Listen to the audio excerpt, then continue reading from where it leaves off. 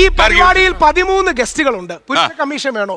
10 സ്ത്രീകളാണ്. നമ്മുടെ സ്ത്രീകൾ ആ രീതിയിൽ മുമ്പോട്ട് വരുന്നത് ഈ പരിപാടിയിൽ 13 ഗസ്റ്റ് പുരുഷ കമ്മീഷനെ കുറിച്ച് ചർച്ച ചെയ്യുന്നതിൽ 10 സ്ത്രീകളാകണം.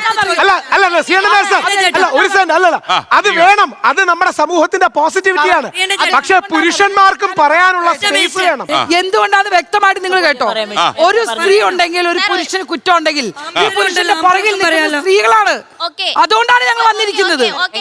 എന്റെ കുടുംബം, എന്റെ കുടുംബത്തിലെ എന്റെ സ്ത്രീയുടെ പുറകിലുള്ളത് പുരുഷനാണ്. ഞാനിതൊന്നും പറയട്ടെ. ഒരു പുരുഷ കമ്മീഷൻ വരുന്നതിൽ ഏറ്റവും കൂടുതൽ സ്ത്രീകൾ ആഗ്രഹിക്കുന്നത് എന്തുകൊണ്ടാണെന്നറിയോ? ഈ പുരുഷന്റെ പുറകിലുള്ളത് ഭാര്യ, അമ്മ, ഇവരൊക്കെ സ്ത്രീകളാണ്. പുരുഷാവകാശ കമ്മീഷന് വേണ്ടി വാദിക്കുന്നവർ അറിയാൻ വേണ്ടിയിട്ട് ഒരു മിനിറ്റ്. ഇവിടെ വിവാഹം എന്ന് പറയുന്ന നമ്മളുടെ ഇന്ത്യൻ സംസ്കാരത്തില് വിവാഹം കഴിച്ച് ഒരു പെണ്ണ് എല്ലാം ഉപേക്ഷിച്ച് പോകുന്നത് എവിടേക്കാ? പുരുഷന്റെ വീട്ടിലേക്കാണ് പോകുന്നത്. പുരുഷന്റെ വീട്ടിലേക്കാണ് പോകുന്നത്.